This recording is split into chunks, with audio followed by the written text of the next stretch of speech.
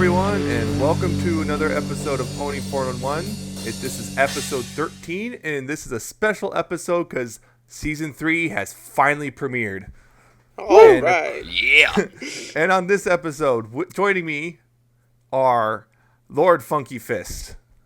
I don't even remember this podcast anymore. And, as usual, Artfan. Yes, as usual, I am here.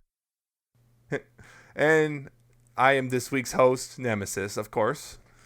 And Unfortunately, we are not joined by Four-String this evening, as you can probably tell. He's off doing. I guess. Things. Yeah, things. Who knows? He has done things. We don't. Or may currently be doing them. I don't know. Maybe he is ponying responsibly right now. I don't know. Could be. Could very well be. He's currently mourning the loss of King Sombrero. Yeah. So, in case you don't know, this episode is going to be completely about the first season 3 episode we've seen. So, if you haven't seen it yet, which is highly improbable, don't listen. Just shut it off and wait until you've seen it. If you're the 1%. But before we get into our little discussion, I just want to say the synopsis for episode 6 has also been revealed by Zaptuit, and it's, if you don't remember, that episode is called Sleepless in Ponyville, and it is as follows. Scootaloo begins to have nightmares after hearing the frightful campfire stories. So we're finally getting a Scootaloo episode. After hearing the frightful campfire stories. Right, the campfire story, sorry. Too spooky for me episode. Yep. So, might as well get right in now. We're going to talk about it. The Crystal Empire. The two-parter premiered, much to everyone's joy. And, well, we're going to get right in. What are you guys' thoughts right off the bat? Just general thoughts. Was not impressed. Not enough Really? gack. Oh, man, you had to bring in Gak. I was hoping to avoid that. That'll be the only gack joke I make. I'm sorry. Good. You should be sorry. I am. Fandom ran that into the ground within 5 minutes. Please don't turn me to a shadow and prison me into the Arctic.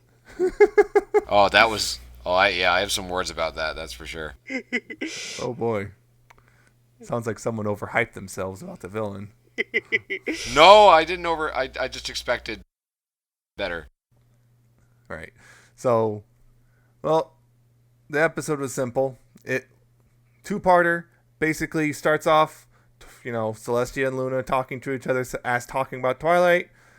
Twilight comes in, test, all that.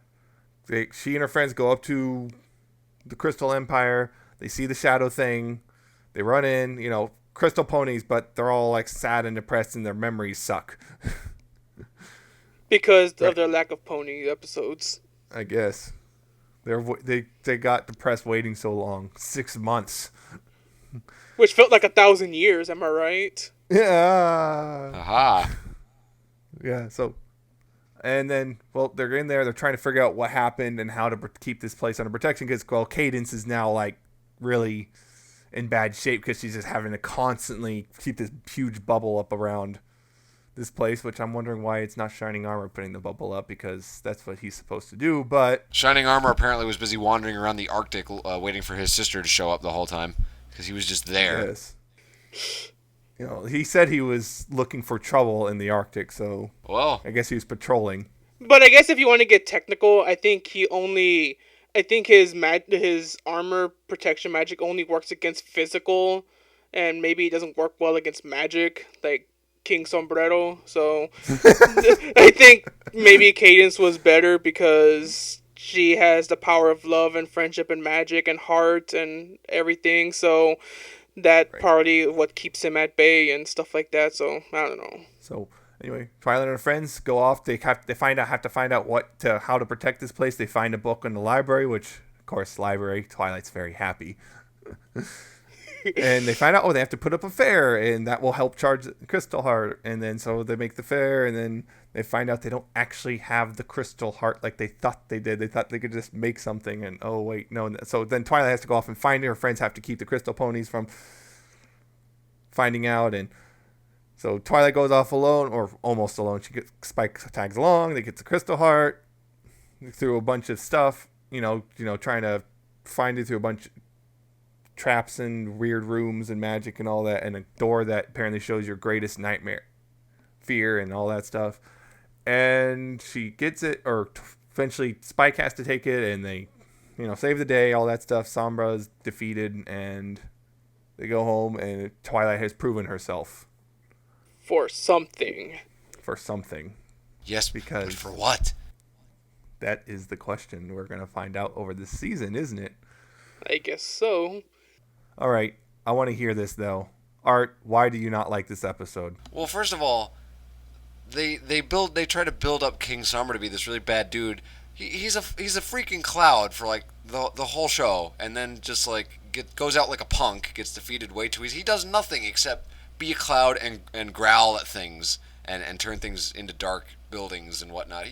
He's not. There's no menace to him. It's just like worst villain of the show so far, easily, in my opinion.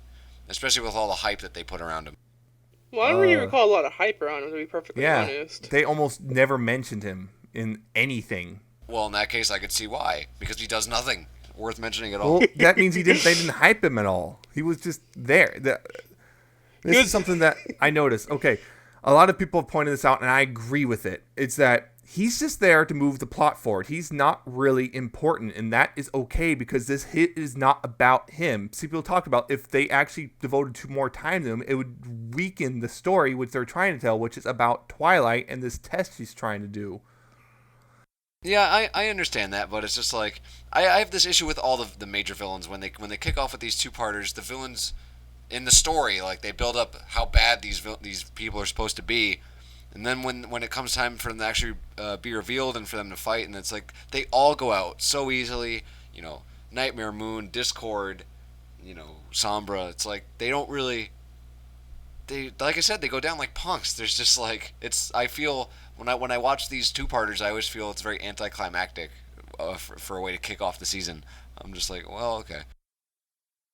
In some ways, I kind of agree, like especially with a lot of the previous villains, but I think one thing we kind of do have to remember is that the target audience that they're really going with, and I'm sure a lot of the older fans and the bronies or whatever might say that they found it kind of anticlimactic and just kind of boring that these villains, really interesting and cool villains get introduced, but like nothing really happens with them. But you got to keep in mind, like I'm pretty sure, like if you were to ask the same thing to like one of the younger kids or one of the young girls that the show was kind of directed towards, and ask them how they felt, they probably might say the exact opposite of what a lot of people are saying, and might say, oh, this is that they really like the episode and they really like the villains and all that.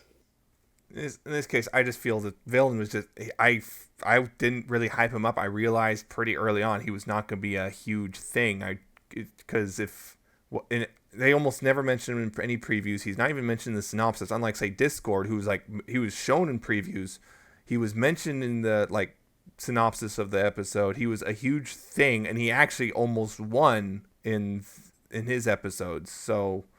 And Sombra that showed, yeah, he was a bad guy, and he's like, and they're showing they're preventing him from coming back into full power and stuff in this one. So I kind of wasn't really expecting him to do much, and well, he didn't. He was just there. It's like, hey, if you don't hurry up and do this, he is going to come back, and that's when things are going to go bad. Yeah, that's when it's going to get real. But it just felt kind of interesting that everyone's saying that it's not about the villain and that he wasn't important, and that's what it kind of feels. It kind of reflects that in the episode itself, because it feels like Celestia and Luna could have easily taken care of it on their own, but they wanted Twilight to do it because they wanted to test her. So it was Celestia, Twilight. Yeah, like Celestia and Luna could have taken care of it easily. They wouldn't have gone through that whole ordeal. I don't think they wouldn't have gone.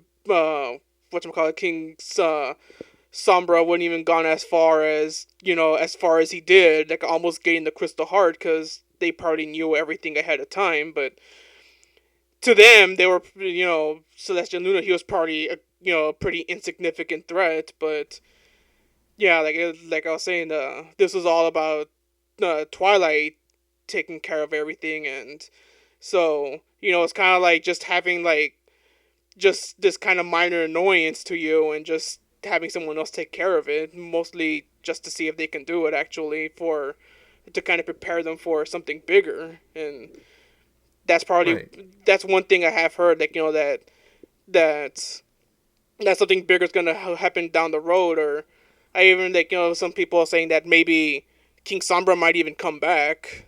Oh yeah, because unlike every other villain, they were pretty tame in how they're taken out. Sombra exploded. That's all there is to it. He exploded, But which is pretty hardcore. He yeah, exploded because from the pure crystalline energy that was.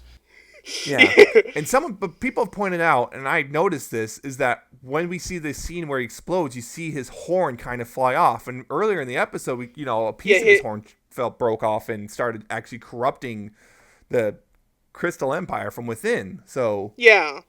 it makes you So wonder if that's going to come back into play later. so he's kind of like the Iron Giant, basically. Somehow, I don't think that'll come back into play later. Based on what you're saying, Maybe. it doesn't. I would like it to. I think that would make for a nice little arc.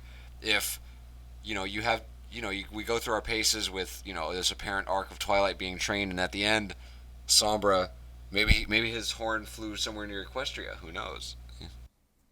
Yeah, but Maybe I want to come back to the near story stuff yeah. later because I really want to discuss this arc stuff. But right now, I kind of want to ask you guys, what do you think of like the animation? Very nice. I think best Yeah, animation by far. Very fluid. I loved the. What I was looking at the most wasn't even the colors; it was the line art, which I thought was really cool.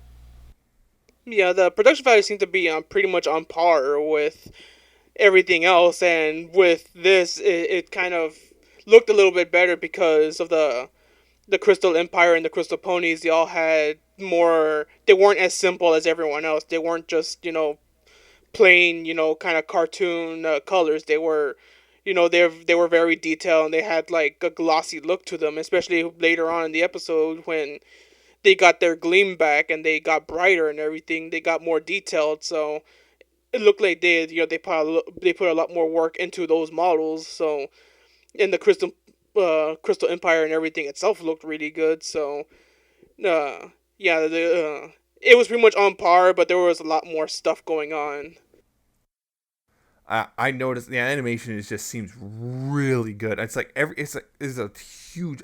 I swear there's a huge increase between season 2 and now. I mean, like I said in a previous episode, we had before when Twilight's hair was waving in the wind, it was all one solid piece. Now we got Twilight's hair waving in the wind. You see individual strands moving and stuff like that, and just some of the expressions I saw during this episode were funny, like Rarity when she found out they were crystal ponies, pulling her hair and everything, and Yeah, Twilight's expression when she was looking for quills earlier in the episode, and just the scene, like I said before, the scene with Celestia and Luna talking and stuff like that, it's just all just looks really nice. yeah, and then Now, when Celestia does that thing with the dark, I think it's the dark magic, and oh, does that thing that with the too. shout? Yeah, like It was definitely very cool, very fluid. I loved the colors and everything on the backgrounds. It just seems to be more vibrant, I suppose. Would be a good word. Everything just seems to pop a lot more, which is something I definitely like. Right. Okay. And finally, the songs. We've heard them both before, but what do you guys think of the songs They were okay. in the episode? They served their yeah, they were purpose. good. Yeah. Right. I'm thinking the second song, the one where they're kind of sometimes they kind of felt a little cheesy, but I still enjoyed the Twilight song just probably because I'm like Twilight a lot. Yeah, So, and I did kind of like the reprise at the end too of that. So yeah, where everyone was singing. the Unfailure song, Yeah, I don't understand. the We Did It song, basically. We did it. And yeah, and also the background music was really nice. I heard a few new themes. I heard a few themes return from previous episodes. I'm trying to remember one off the top of my head, and I just can't. And I remember, I can hear it in my head, but yeah. So the background music's still really good, top notch as well. And I just love the little jokes here and there too. Still, even the ones that weren't intentional. Yeah. Like, what was it? Like, when seeing Rarity as a crystal pony is funny because it reminded me of Borderlands 2 because there's a bit where Handsome Jack, who's the villain in that game, he's talking about having he got a pony made of pure diamond. Yeah.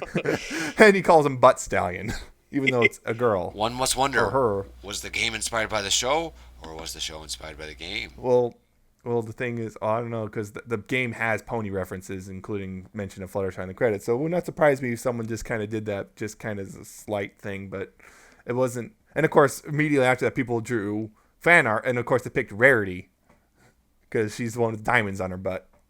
Diamonds on my butt. And when you see her, that's the first thing that popped in my head was Borderlands 2. I liked Pinky was really good in this one too. She, unlike, it seems like I think they're finally finding the balance for her character, because sometimes they seem to swing over into she gets annoying. Other times she's just kind of not there. Yeah. And it feels like they're finding the balance for her. Like, she's funny, but she's not overbearing. I mentioned this a couple episodes back. Sometimes it can take a while, a season or a few seasons, for a show to find its footing, and maybe not for the whole show, but for certain aspects of the show, it might take them a while to find their footing. And I can definitely agree with you on Pinkie Pie. I thought they did a decent job in keeping her a valid part of the story without being overkill. I loved the Pinky Fisher bit, the whole spy thing. Oh, right. Yeah. I like the bit. I want a flugelhorn. Who else wants a flugelhorn? I want a flugelhorn. What else? Oh man. What was I thinking of? I had something in my head, and now I'm trying to remember what it was. Quick, cut the commercial. Commercial. No, wait. Gak's gonna play. Oh wait, I just did something wrong. No. Well, I'm gonna go commit Sudoku. Be right back. But I just what thing I really like was so I'm guessing it's good time to start talking about like how this episode is going to relate to the rest of the season, because like one thing I noticed, which kind of confirmed a suspicion I've been having for a while, is that Twilight, she saw Celestia do the dark magic thing with the dark crystals. She just sees it once, and she's able to replicate it again. She just passes off, oh, Celestia taught me. Celestia didn't actually teach her how to do it. She just did it in front of her. And Twilight just picks it up in one go, and that's pretty intense. Impressive. And it kind of shows, oh yeah, there's dark magic, but she's able to do it. And then we got the door. And I just like that little scene when, she goes to the door. In a couple seconds you realize it's fake, but, she goes to the door and, oh, Celestia's telling her she failed. And Celestia's kind of being a jerk.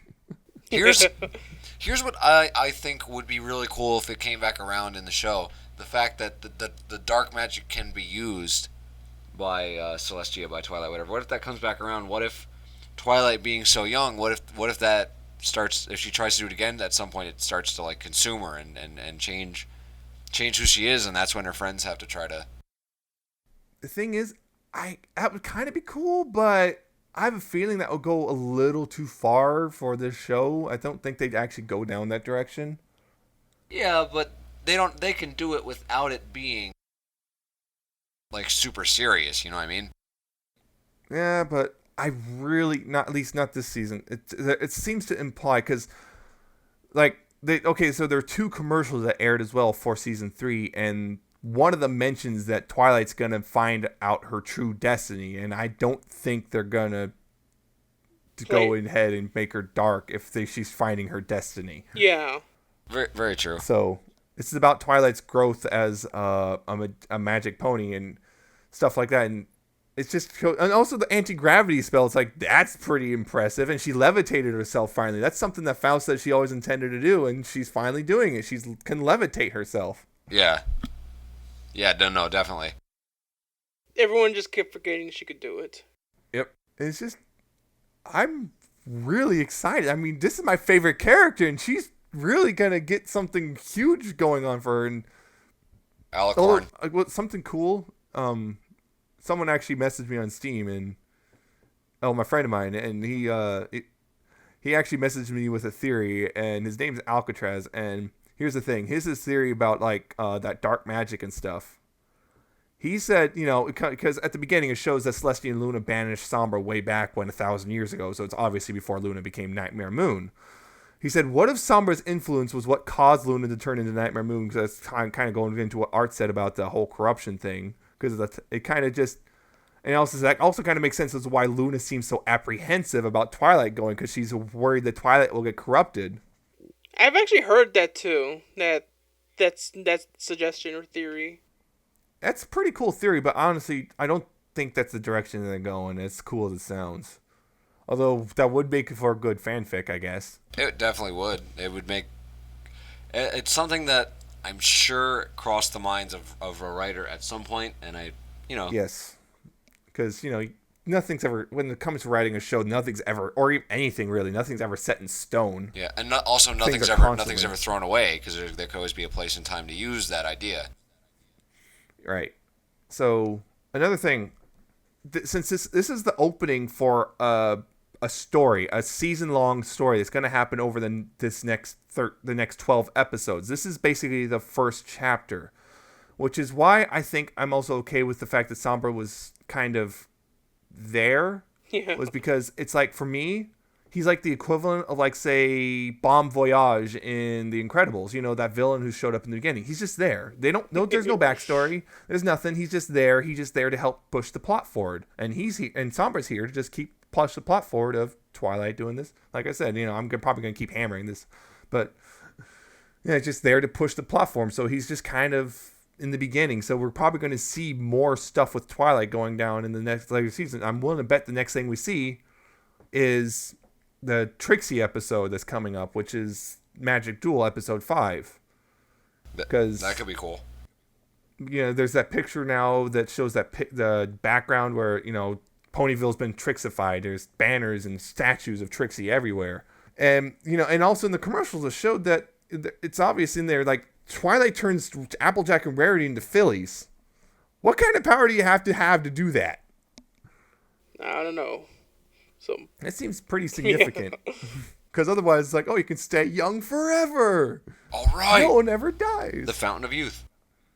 Except we do know ponies die. We've seen a funeral in Hearts and Hooves Day. So this must be a very, very, very difficult spell for some to pull off. And one little touch, someone pointed out, I don't know about this stuff, but apparently, at one point, Twilight was levitating those animals in the infinity symbol above her head, and apparently there's a tarot card. It's called the Magician, and it shows the Magician, and he's got the infinity symbol above his head.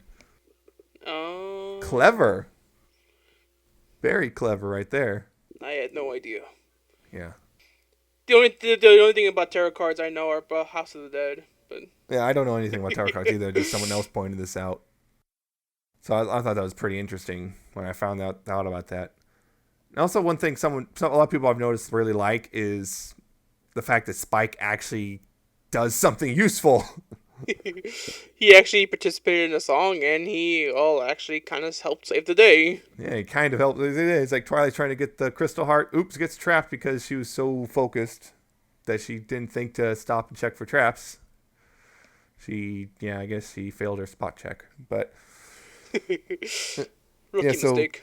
Yeah, tell Spike to go take the crystal heart to Cadence and Shining, and of course he takes it down and almost messes it up because he trips. And then we see the scene of Shining Armor throwing his wife like a javelin through the air. And... yeah, which is that was just amazing when I saw this, like that just seeing that.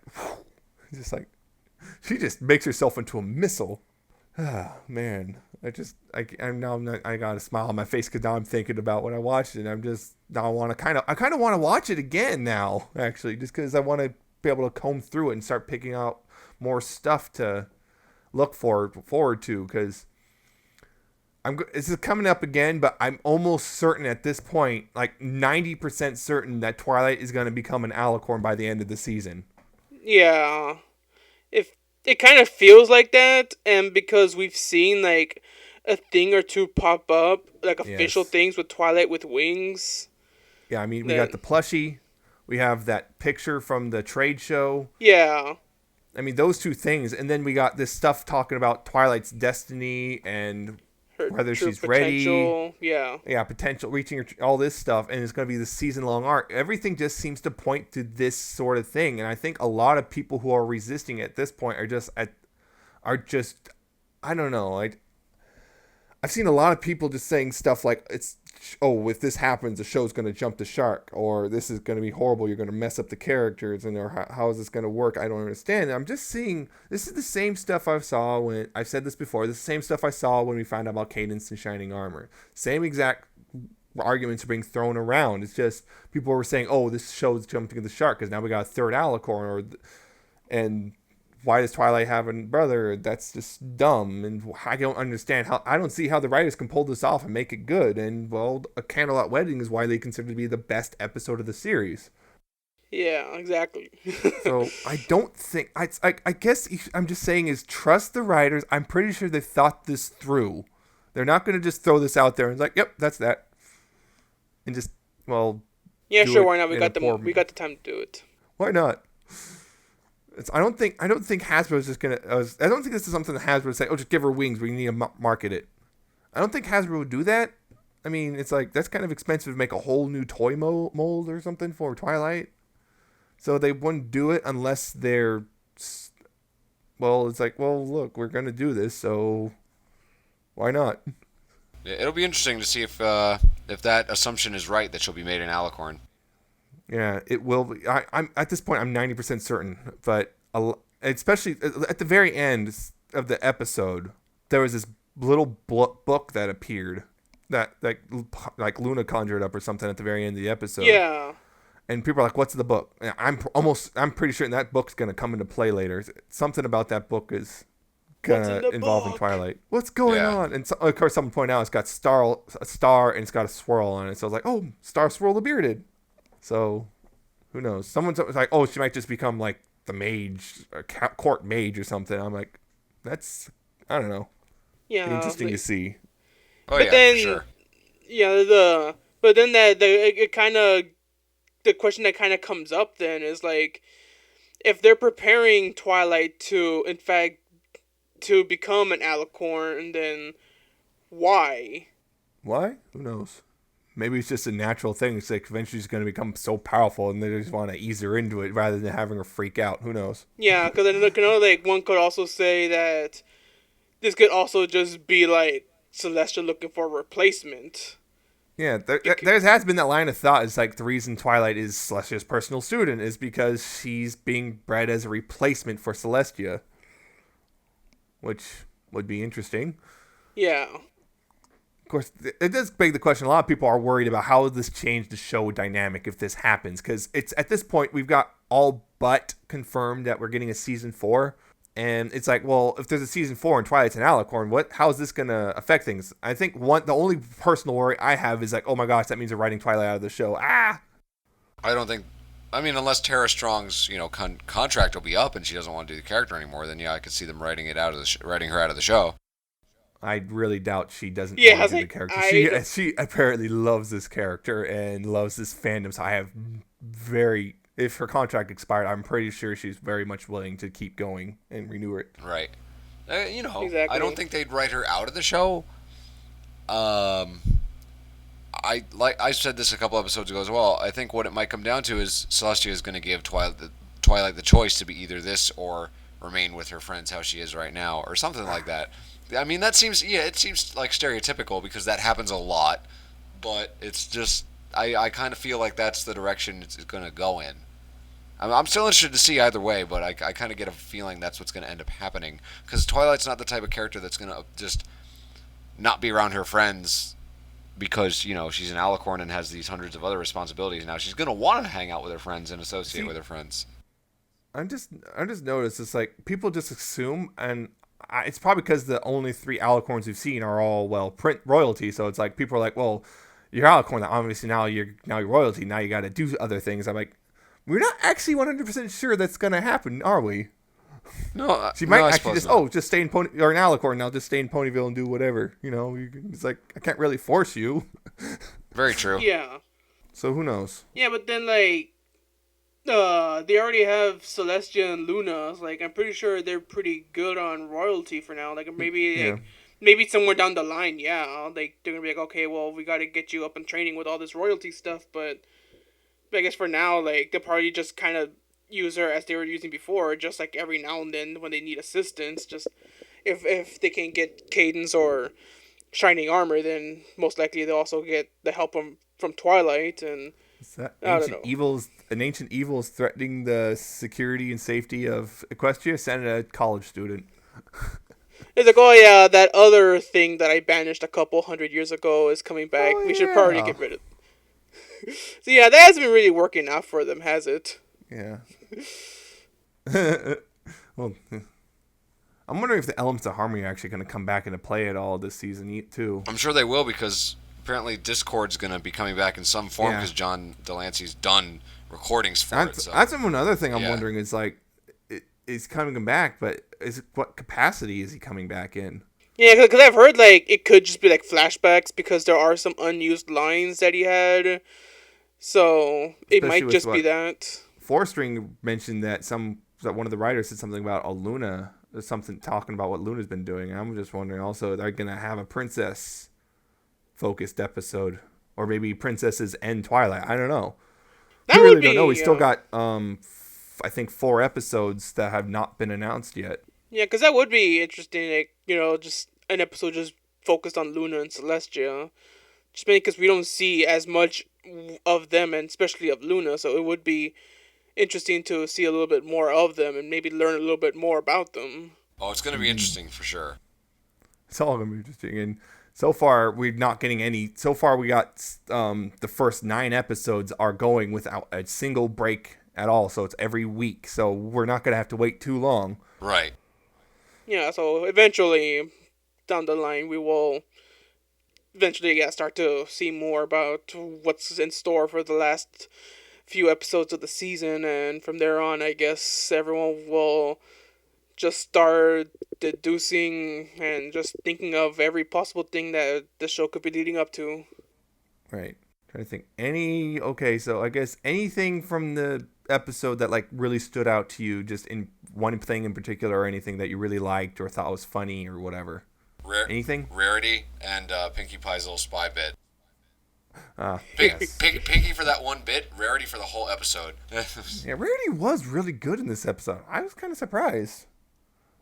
I'm wondering if that's going to increase a lot of people's opinions of her, because I know a lot of people, she's like one of the least popular of all the main 6. Oh, I think she made it in some scenes in this episode. I thought she... It's funny because I don't, like, y'all are saying that, I'm like, I didn't really notice a difference with her in this episode. Just, for the most part, just kind of felt like Rarity being Rarity. Like, I don't know, like, Yeah.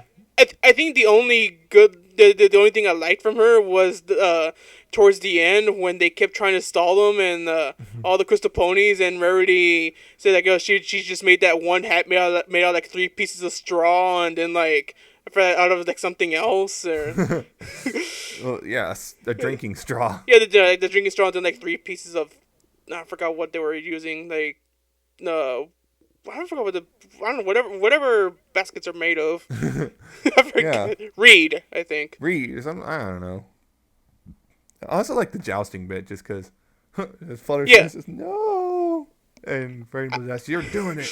I like how Fluttershy's mane kind of looked like through that helmet. It kind of gave her Yeah. like this kind of mohawk kind of thing. I thought that This looked weird kind of cool. Floppy I thought it mohawk would have been thing. a good time for Fluttershy to go into like rage mode like she does sometimes and just own Rainbow Dash completely. That would have been amazing. Yeah, I wouldn't mind seeing Rainbow Dash get owned, but that's just me. By Fluttershy. Oh, yeah, of all people, by Fluttershy for sure. How embarrassing. How embarrassing. You will love me. Yeah, and when I saw it at the end, I remember, so at the end, at the end when they were all turned into crystal versions of themselves, I was like, oh, Jesus, is this permanent? Yeah.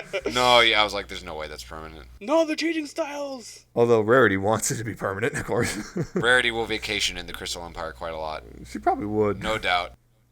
the spike get crystallized? I didn't notice. I was actually surprised that I thought they were gonna have it so Kate. Oh, this is gonna be Cadence's new kingdom or whatever because she's a princess or whatever, and she's gonna stay around. But nope, she left too.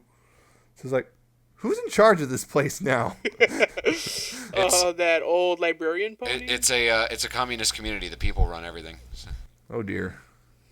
Oh dear. Cadence's gonna come back and they're gonna be talking about bringing down the bourgeois. Wait, what does Cadence do? Now give the empire back to you, the people.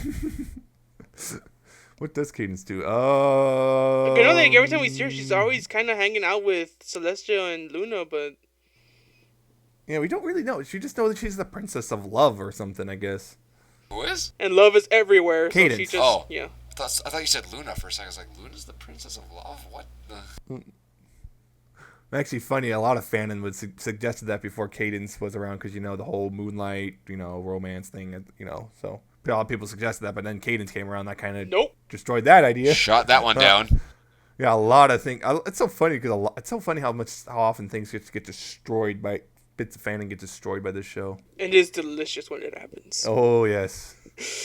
Man, because another thing, because there's a bit because people are wondering is Scootaloo ever going to fly? Because Lauren Faust said no, she was never going to. But it looks like if there's a bit of a scene in one of the commercials where it looks like Scootaloo's kind of flying, so it might actually finally happen. I don't know. It might just be like just like a random scene that they picked, and maybe Scootaloo just went off a ramp and she's just going through the air and she's like woohoo, and then she crashes into some hay and. And then and then intro credits and something like that. And it looked like there's one bit the bit where Sweetie Isabel says she's really excited she's gonna explode. You can see just barely. You can see a little bit of a light on her horn. So it looks like Sweetie Belle's finally actually gonna use some magic. Because I don't recall we've ever seen her actually use any before. Nope. So I'm wondering maybe we are gonna see those three finally get their cutie mark so they can shut up and go away. That'd be nice. Yeah, I just know also a lot of people are really down in the CMC in general. I don't mind them. The only one I don't really... It's just... I noticed some of the weakest episodes tend to be their episodes. I think the only time I really hated any of them in particular was Scootaloo and the one where we find out how everyone got their cutie marks.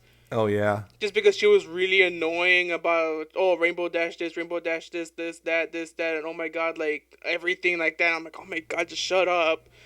It's like, yes, we get it. You're thinking of the opposite of what a cutie mark, how people get their cutie mark, but that is exactly how you do it, and you're dismissing it, and yes, we get it. It's funny, whatever.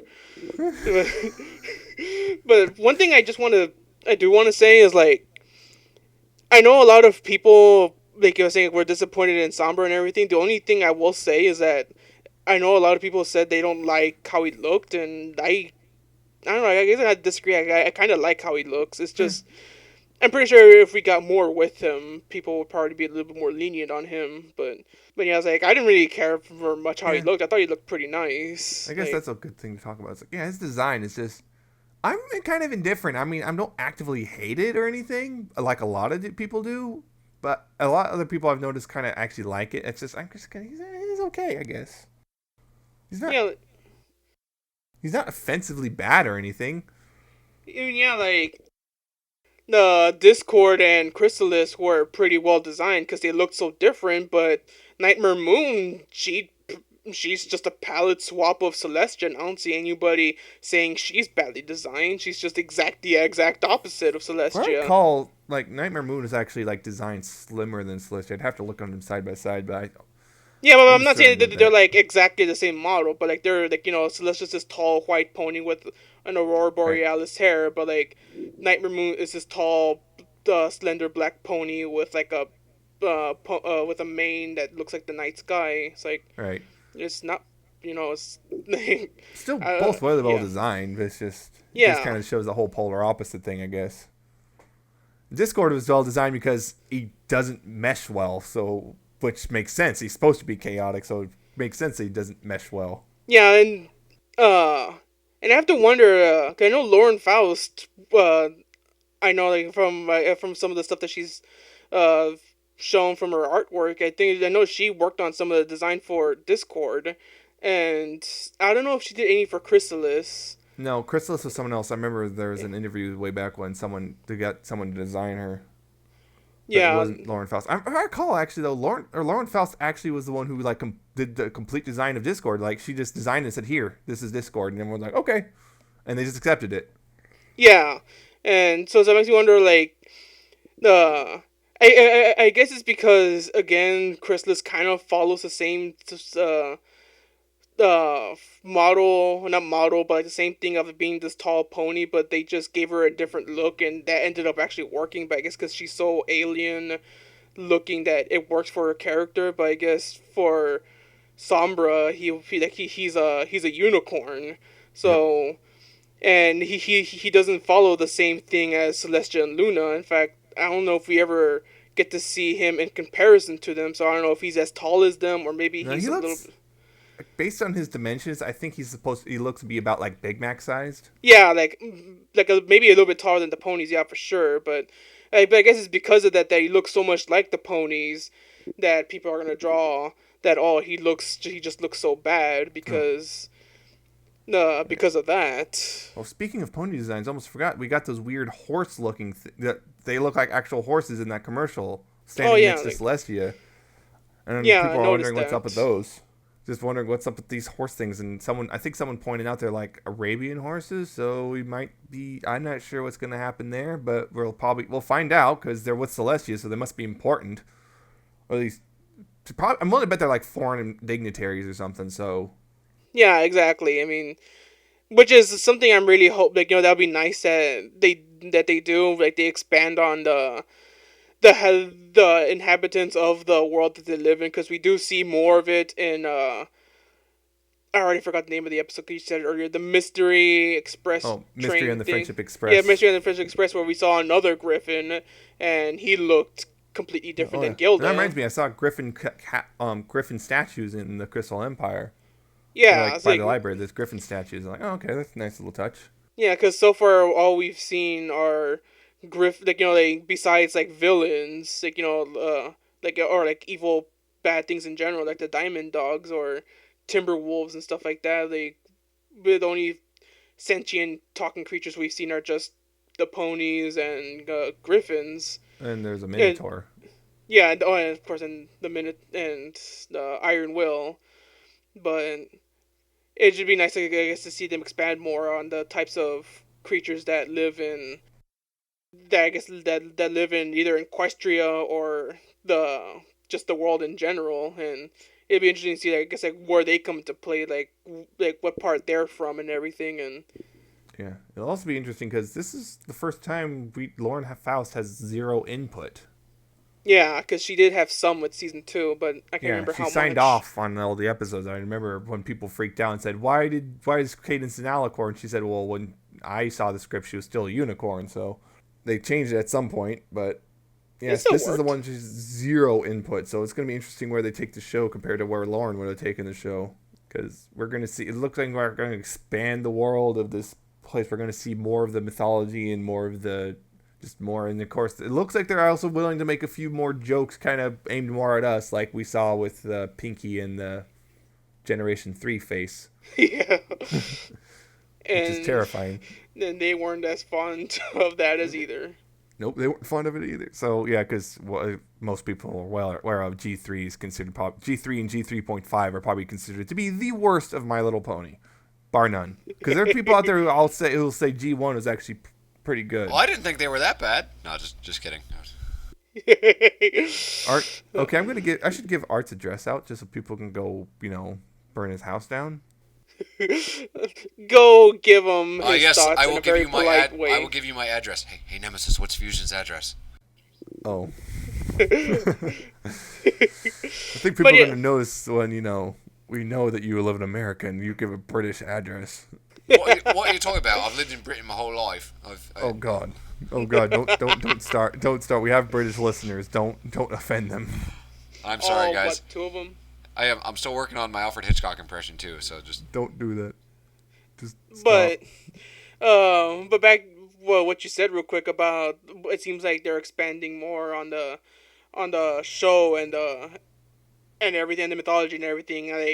I'm really interested in seeing that because, again, like I know I've said this a couple episodes back, like that's what really interested me about the show when I first started watching, with how the first episode kind of introduced, a mythology and everything, and that's what set it apart from the other shows where it's just, hey, here's ponies, and then this one just kind of gave a backstory of, about all these ponies, and if they were to expand on that and show more inhabitants, more mythology, more parts of the world, then I'm all for that. Indeed. I'm just really finally happy they've gone for it and made a season storyline. I'm really happy they're actually taking a risk and doing something very different than what they're used to, because we've all, up until now, we've had completely contained episode, almost completely contained episodes. You had little hints and like references, like you had the Grand Gala thing in season 1, but that was like, you could replace the Gala stuff in the other 2 episodes, the Suited for Success and the Ticketmaster, and it wouldn't really affect the episodes at all. Yeah, exactly. But this, it's obviously inter-threaded, so you're actually going to have to pay attention. I'm surprised they're going for it, because a lot of people said that would never happen. You don't do that in kids shows, but I've seen kids shows that do it, so I don't see why people say you can't do it. Who knows? I mean, hey, if Dora can become a princess and a mermaid and whatever the show calls her to be, then why can't Twilight be an alicorn? Amen, brother. Amen. Whatever. I'd love to see it happen. I know a lot of people probably would hate it, but I think a lot of people's hate is just based on just fear of what it would turn the show into. So I just want to see how people react after, if it happens afterwards. I just want to see how people react after that. Maybe Twilight would become a sea pony. Quite possibly. No. But we never know. Don't say things like that. Well, maybe we'll see sea ponies in this season. Who knows? Shooby-doo. Oh boy. I think that was a pretty good discussion. Yeah. I guess my final thought is I enjoyed the episode.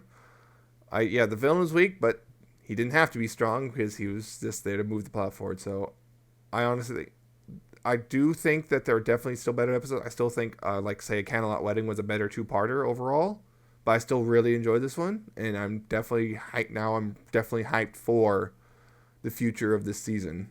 I mean, yeah, I feel the exact same way.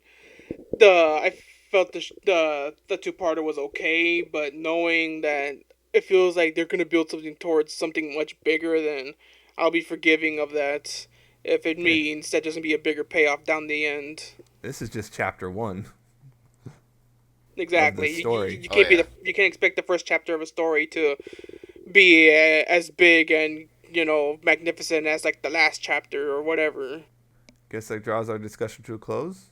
We'll see you next time, of course, when we discuss the next episode, which is Too Many Pinkie Pies. In case you forget, what it is.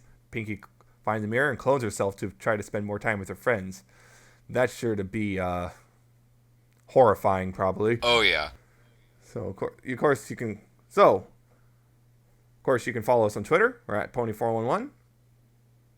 You can find us on Facebook, facebook.com/Pony411. And of course, you listen to us through YouTube, Libsyn, or on iTunes. Find us any one of those places. No big deal. And you can contact us over Facebook or Twitter, like I previously mentioned, or you can email us at pony411podcast@gmail.com. And yeah, expect our episode schedule to look kind of like this with the season going on. We'll be recording on either Saturday or Sunday, with the goal to release an episode on Mondays, I would imagine. So definitely stay on the lookout for that. But don't blame us if it comes out on Tuesday. Exactly. Or something. Blame Fusion. But hey, because it's his fault. But at least it'll make you something to look forward to on Mondays. So yes. Right. Right. So from now on till for the foreseeable future, we're gonna be talking. This is gonna be our primary discussion: is the episode. All right. I hope you enjoyed this. Once again, I'm Nemesis. And on behalf of LordFunkyFist and Artfan, we'll see you next time. But don't forget, in the meantime, while you're waiting, please pony responsibly. If it's not too much trouble. Yeah. Bye.